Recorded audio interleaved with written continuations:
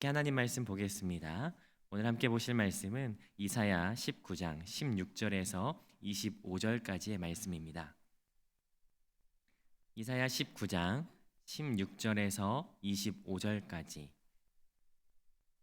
찾으신 줄 알고 저와 함께 교독하도록 하겠습니다. 제가 한 절 읽고 여러분들이 한 절 읽으시고 그리고 마지막 절은 같이 합독하도록 합니다. 16절 제가 먼저 읽겠습니다. 그날에 애굽이 부녀와 같을 것이라. 그들이 만군의 여호와께서 흔드시는 손이 그들 위에 흔들림으로 말미암아 떨며 두려워할 것이며 유다의 땅은 애굽의 두려움이 되리니 이는 만군의 여호와께서 애굽에 대하여 정하신 계획으로 말미암이라. 그 소문을 듣는 자마다 떨리라. 그날에 애굽 땅에 가나안 방언을 말하며 만군의 여호와를 가리켜 맹세하는 5 성읍이 있을 것이며 그 중 하나를 멸망의 성읍이라 칭하리라. 그날에 애굽 땅 중앙에 여호와를 위하는 제단이 있겠고 변경에는 여호와를 위하는 등이 있을 것이요 이것이 애굽 땅에서 만군의 여호와를 위하여 징조와 증거가 되리니 이는 그들이 그 압박하는 자들로 말미암아 여호와께 부르짖겠고 여호와께서는 그들에게 한 구원자 보호자를 보내사 그들을 건지실 것임이라. 그날에 애굽이 여호와를 영광을 그에게 드리고 경배할 것이요 여호와께 서원하고 그대로 행하리라. 여호와께서 애굽을 치실지라도 치시고는 고치실 것이므로 그들이 여호와께로 돌아올 것이라. 여호와께서 그들의 간구함을 들으시고 그들을 고쳐 주시리라. 애굽에서 아수르를 통하는 대로가 있어 아수르 사람은 애굽으로 가겠고 애굽 사람은 아수르로 갈 것이며 애굽 사람이 아수르께 경배하리라. 그날에 이스라엘이 애굽 및 아수르와 더불어 셋이 세계 중에 복이 되리니 함께 읽습니다. 이는 만군의 여호와께서 복 주시며 이르시되 내 백성 애굽이여 내 손으로 지은 아수르여 나의 기업 이스라엘이여 복이 있을지어다 하실 것임이라. 아멘. 우리 본문을 각자가 개인적으로 묵상하는 시간을 잠깐 갖도록 하겠습니다.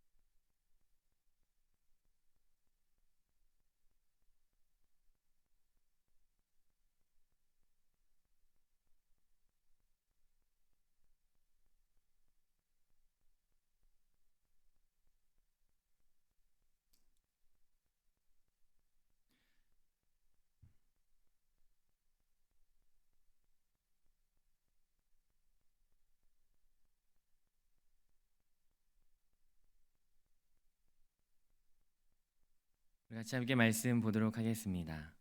13장부터 23장까지는 그 열방에 대한 심판 내용이 들어가 있습니다. 그 중에 19장부터 20장까지는 그 애굽에 대한 예언입니다. 어제 본문과 오늘 본문 그리고 내일 본문이 이 애굽에 대한 예언인데요. 19장과 20장을 연달아서 읽어보고 그러니까 어제 본문과 오늘 본문까지만 이렇게 연달아서 읽어봐도 본문은 좀 약간 의아한 면이 있습니다. 왜냐하면 어제까지는 애굽을 이제 심판하시겠다라고 그렇게 말씀을 하셨는데 근데 오늘 같은 경우에는 갑자기 막 회복하겠다 이 내용이 막 등장하는 거죠. 근데 회복도 그냥 단순히 그냥 회복이 아니고 정도가 좀 지나친 회복 표현이 좀 그런가요? 지나친 회복인 것 같습니다. 왜냐하면 21절에 보니까 애굽에게 하나님을 알게 하겠고 경배하게 하게 할 것이다 그렇게 하시고요. 22절에 보니까 하나님께서 애굽의 간구를 들으실 것이고 그들을 고치시겠다 이렇게 말씀을 하시죠. 이 부분이 좀 우리에게 의문으로 남습니다. 이를테면 이런 거죠. 예를 들어서 저희 아들이 밖에 가서 친구들에게 맞고 왔어요. 그래서 이 아버지 된 제가 그 때린 친구들을 가만히 둘 수 없어서 몽둥이를 들고 그 때린 친구, 망본 친구, 구경하던 친구, 친구의 친구 다 불러다가 모아놓고 이제 신나게 다음부터 절대로 그럴 수 없게 이제 때리려고 하는 거죠. 몽둥이를 딱 들고 있는데 갑자기 장면이 바뀌면서 이제 아버지가 그 모아놓은 불량한 친구들에게 밥을 차려주는 겁니다.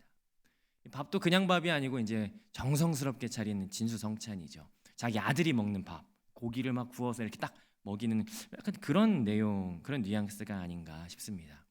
그래서 이게 이해가 안 되는 본문이 될 수도 있어요. 아니 어떻게 보면 이해를 안 하고 싶을 수도 있습니다. 왜냐하면은 우리를 괴롭히던 그 대적에 대하여 하나님께서 철저하게 좀 복수해 주시면 좋겠는데, 철저하게 심판해 주시면 좋겠는데, 다음부터는 찍소리 못하게, 다음부터 다시 한 번 더 이렇게 우리를 얕볼 수 없게 확실하게 혼내주셨으면 좋겠는데 그게 아닌 거죠. 그게 아닌 상황을 오늘 보게 됩니다. 오늘 이 본문의 매일 성경이 제목을 참 잘 지었어요. 이 제목이 뭐라고 나와 있습니까? 그날에라고 합니다. 그날에가 오늘 본문의 핵심 키워드입니다. 그날에가 혹시 오늘 본문에서 몇 번 나오는지 아십니까? 6번 나오거든요. 근데 중간에 한 번 나오는 것 빼고 단락을 시작하는 그날에는 5개가 나옵니다. 16절, 18절, 19절, 23절, 24절 이 5번이 나오는데요. 이 5개가 하나의 단락을 차지하죠. 이 5개의 단락을 오늘 같이 한번 살펴보도록 할 텐데요. 이거는 의미상으로 수미상관법 구조를 가지고 있습니다. 뭐 A, B, C, B, A 이런 식으로 되어 있어요. 5개가. 그래서 중심의 그 C 단락이 19절이 되는 거고요. 그걸 중심으로 해서 껍질을 만들고 있는 것을 보게 됩니다. A 단락부터 한번 저와 같이 보실까요? 첫 번째 16절과 24절이 이제 가장 겉껍질이 되는 A 단락이 됩니다. 이 A 단락은요, 하나님의 계획이라고 하는 내용으로 통일될 수 있습니다. 자, 16절은 뭘로 시작되나요? 그날에로 시작됩니다. 그날에 어떤 일이 있다는 겁니까? 16절에 보니까 그날에 애굽이 어떻게 된대요? 마지막에 보니까 떨며 두려워할 것이다 라고 이야기를 하죠. 왜 떨며 두려워합니까? 하나님의 손이 흔들 것이기 때문에. 그러니까 전능하신 하나님의 손이 애굽을 흔들 것이기 때문에 애굽이 두려워 떨게 된답니다. 전능하신 하나님의 손을 그 어느 누구도 피할 수 없습니다. 하나님의 손에 의해서 애굽은 떨며 두려워할 것인데요. 그 떨며 두려워하는 것이 어떠한 형태로 변화가 되는지 24절 같이 한번 보겠습니다. 24절 5번째 그날의 단락인데요. 24절 같이 한번 읽어보시겠습니다. 시작. 그날에 이스라엘이 애굽 및 아수르와 더불어 셋이 세계 중에 복이 되리니. 하나님께서 계획을 가지고 있으셨어요.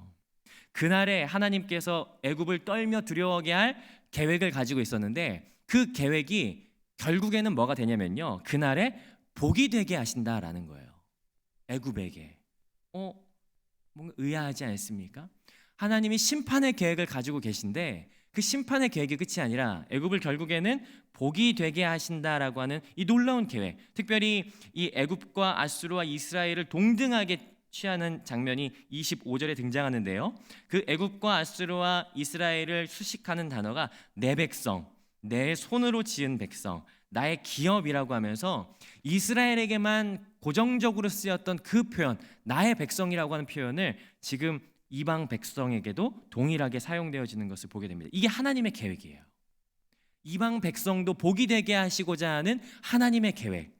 그렇다면 그 하나님의 계획이 어떻게 복이 되게 하시는지 그 내용이 B 단락에 드러나게 됩니다. 두 번째와 네 번째 그날에로 시작되는 단락인데요. 자, 18절 B 부분을 같이 한번 살펴보도록 하겠습니다. 18절 같이 한번 읽어보시겠습니다. 시작.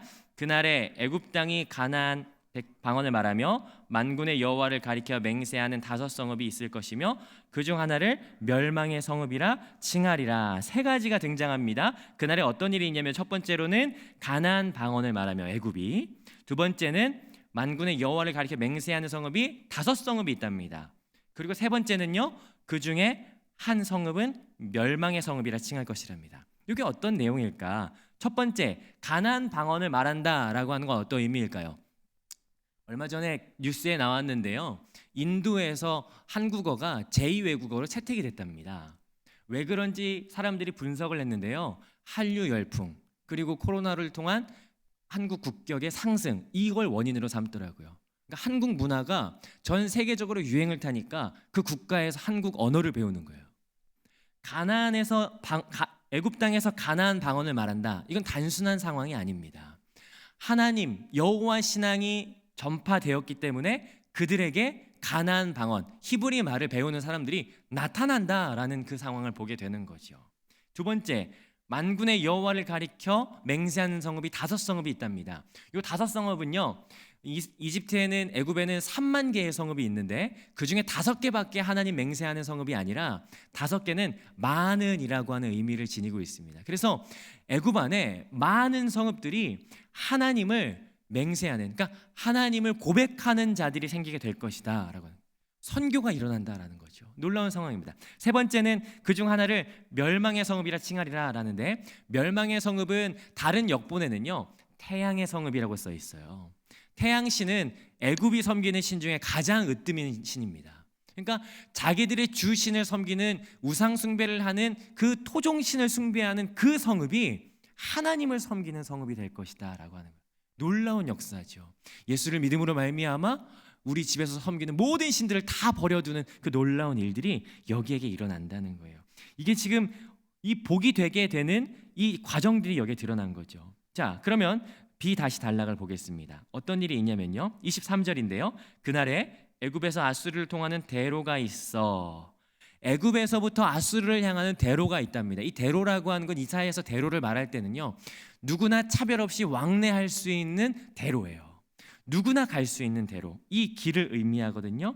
애굽에서 아수르를 향하는 대로가 펼쳐지게 된답니다. 근데 그 결과가 뭐냐면요, 애굽 사람이, 마지막에 있는데요, 23절 하반절에 애굽 사람이 누구와 함께? 아수르 사람과 함께 경배하게 될 것이다 라고 하는 거예요. 애굽과 아수르는 사실은 철천지 원수거든요. 늘 투닥거립니다.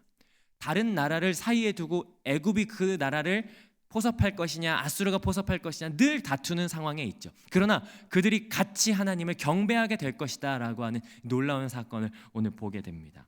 이게 바로 그들이 어떻게 복이 되는가, 그들이 하나님을 알므로 말미암아, 그들이 같이 하나님을 경배하게 됨으로 말미암아 그들이 복이 될 것이다 라는 상황을 보게 되는 거죠. 자, 그러면 그 복의 실체는 뭘까요? 복의 실체, 그 복이라는 것이 과연 무엇을 의미하는지는 중심에 있습니다. 19절부터 22절까지의 단락인데요, 한번 살펴보도록 하겠습니다. 19절 먼저 살펴보는데요, 이 19절은 창세기를 모티브로 삼고 있습니다. 제가 19절을 읽어볼 테니까 여러분들께서 이 19절 안에 있는 창세기의 내용을 한번 떠올려 보시면 좋을 것 같습니다. 힌트를 드리자면 2가지 사건을 떠올리시면 됩니다. 19절 제가 읽어보겠습니다. 그날의 애굽 땅 중앙에는 여호와를 위하여 제단이 있겠고 그 변경에는 여호와를 위하여 기둥이 있을 것이요. 자, 어떻게 찾으셨습니까? 어떤 모티브인지? 제단과 기둥을 한번 생각해 보십시오. 가는 곳마다 제단을 쌓았던 한 족장이 있었습니다. 그가 하나님을 섬기는 의미로서 날마다 제단을 쌓았던 사람이죠. 그가 닿는 곳에는 단부터 부엘세바까지 모든 장소에 제단이 쌓여집니다. 누군지 아시겠습니까? 아브라함입니다. 믿음의 조상이었던 아브라함이 등장하는 거죠. 애굽 땅이 그 아브라함의 믿음의 조상의 계보를 이어나가기 시작한다는 거예요. 여호와를 위하여 기둥을 삼았던 한 사람이 있었습니다. 그가 잠을 자고 하나님을 경험한 이후에 그 장소에 기둥을 쌓고 이곳이 하나님의 집이 될 것이다 라고 했던 그 사람, 야곱이에요. 야곱. 이스라엘 백성을 대표하는 야곱. 그러니까 믿음의 조상이었던 아브라함과 이스라엘을 대표하는 그 야곱, 그들의 후손, 그들의 계보를 이어나가는 이들이 애굽이 될 것이다 라고 이야기를 하는 거죠. 20절은 어떤 모티브가 들어있는지 제가 읽어볼 테니까 여러분들이 한번 생각해 보십시오. 이것이 애굽 땅에서 만군의 여호와를 위하여 징조와 증거가 되리니 이는 그들이 그 압박하는 자들로 말미암아 여호와께 부르짖겠고 여호와께서는 그들에게 한 구원자 보호자를 보내사 그들을 건지실 것임이라. 고난당하는 그때 부르짖었을 때 하나님께서 그들에게 구원자를 보내셨던 때가 있었습니다.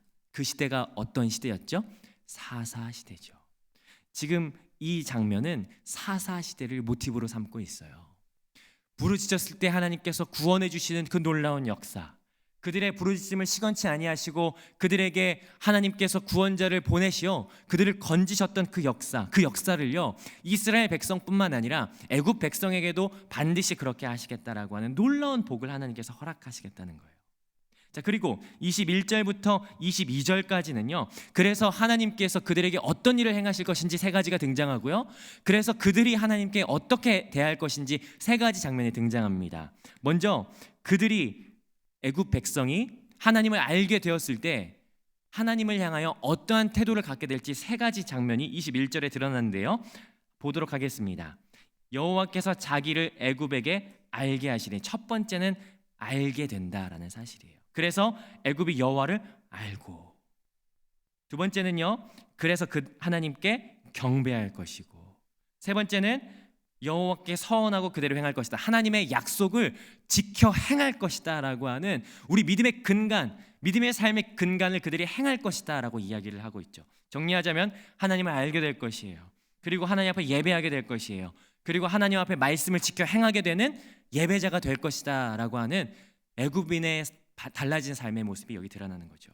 하나님께서는 애굽 백성에게 어떠한 모습으로 드러나실 것입니까? 22절에 등장합니다. 여호와께서 애굽을 치실지라도 치시고는 고치실 것이다. 치시나 고치실 것이다. 이 말은요 자녀 삼으실 것이다, 부모와 자녀의 관계를 담고 있어요. 하나님께서 애굽 백성을 어떻게 하실 것이냐면요, 첫 번째 자녀 삼으실 것입니다. 두 번째 그의 간구를 들으실 거예요. 기도를 들으실 거예요. 세 번째 그들을 회복시키실 것입니다. 그들을 고치실 것이다. 정리하자면요, 하나님께서는 애굽 백성을 우리와 동일하게 자녀 삼으실 거예요. 그리고 간구를 들으실 거예요. 그리고 회복시키실 것입니다. 이것이 복의 실체입니다. 애굽 백성이 복이 될 것이에요. 그리고 그 복은요 하나님을 알게 됨으로 그 복이 이루어질 것이고, 하나님을 알게 되는 그 복의 실체는 19절부터 22절까지에 들어가 있는 하나님을 알므로 인하여 얻어지게 되는 축복을 누리게 되는 내용으로 담겨져 있습니다. 이것이 오늘 애굽이 얻게 되는 놀라운 복의 실체라는 거죠. 자, 제가 그러면 이 말씀을 같이 함께 나눴는데요, 여러분에게 질문을 하나 드려보겠습니다. 이 예언의 말씀이 애굽에게 성취가 언제 되죠? 성경의 역사 가운데 하나님께서 선포하신 이 말씀이 애굽에게 언제 성취가 되죠? 정답은요 이미 성취되었지만 아직 완성되지 않았습니다. 애굽과 같은 이방인이었던 우리에게 하나님께서는요 아브라함의 제단, 아브라함의 믿음의 후손이 되게 하셨죠. 우리를 육신의 할례를 통함이 아니라 마음의 할례를 통하여 아브라함의 후손, 믿음의 자녀가 되는 그 계보를 잇게 하셨고, 그로 말미암아 우리는 영적 이스라엘이 되어서 하나님 나라의 백성이 되었습니다. 그리고 하나님께서는 우리를 고난 가운데 있을 때 영적으로 죽은 우리를, 하나님께서는 우리를 구원하시기 위해 그의 아들 예수 그리스도를 우리 가운데 보내셔서 우리를 죄 가운데서 건지시는 놀라운 구원의 역사를 우리 가운데 펼치셨습니다. 그로 말미암아 우리는 하나님을 알게 되었어요. 그리고 우리는 하나님을 경배하게 되었어요. 그리고 우리는 그 하나님의 약속을 지켜 행하는 자들이 되었습니다.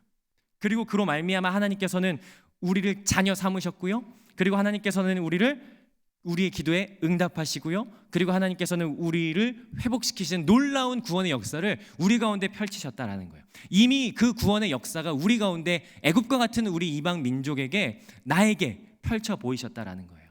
그리고 이 역사는요 차츰 주님 오실 그때 완성될 그날까지 이 역사는 계속 진행될 것이고, 그날이 되면 완성될 것입니다. 이것이 놀라운 하나님의 예언이고 예언의 성취이자 예언의 완성이 되는 것이죠. 이것이 우리에게 주신 하나님의 놀라운 은혜라는 사실입니다. 여러분, 이 은혜가 오늘 우리 가운데 있기를 주님의 이름으로 축복합니다. 그래서 결국에는 이 복이요, 우리에게만 머물지 않아요. 애굽에게만 머물지 않았어요. 23절에 보니까 애굽에서 아수르를 통하여 뭐가 생깁니까? 대로가 생겨서 애굽에 있는 그 놀라운 하나님의 은혜를 경험한 것이 아수르로 그대로 전달되는 것이죠. 그래서 25절 마지막에 보니까 애굽이며 아수르며 이스라엘이며 모두가 하나님 백성으로 동등하게 하나님을 경배하는 놀라운 복을 얻게 된다는 사실입니다. 그렇다면 이 말씀을 우리에게 적용할 때 하나님께서 우리를 구원하시는 그 놀라운 은혜가 우리 안에만 머무르는 것이 아니라 이 복은 아수르에게 전달, 대로를 통하여 전달, 누구나 통행하는, 누구나 왕래하는 그 대로를 통하여 전달될 것이고, 이 교회, 누구, 이웃, 세계와 열방을 통하여 전달되어져야 되는 것이 옳다, 합당하다라는 것을 이 말씀이 우리 가운데 말씀하고 있습니다.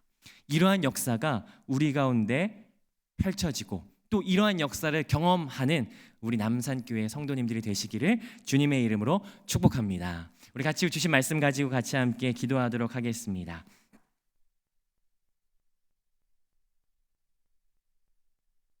먼저 첫 번째 같이 함께 기도할 때 우리가 그 말씀을 좀 같이 기억했으면 좋겠습니다. 사도행전 2장 47절인데요. 하나님을 찬미하며 온 백성에게 칭송을 받으니 주께서 구원받는 사람을 날마다 더하게 하시느니라. 초대교회 역사 가운데 하나님께서 그들에게 구원받는 자들을 더하셨어요. 그리고 하나님께서 애굽 백성을 하나님에게로 돌아오게 하셨어요. 결국에 구원받게 하시는 분은 하나님의 역사입니다. 그렇다면 우리가 이 시간에 좀 하나님께 내어 맡겨드리지 않으시겠습니까? 하나님, 이 남산교회를 통하여 이 남산교회가 대로가 되어서 하나님 그 구원의 통로가 되어서 하나님의 구원 사역을 함께 동참할 수 있는 교회가 이 교회가 되게 하여 주시옵소서.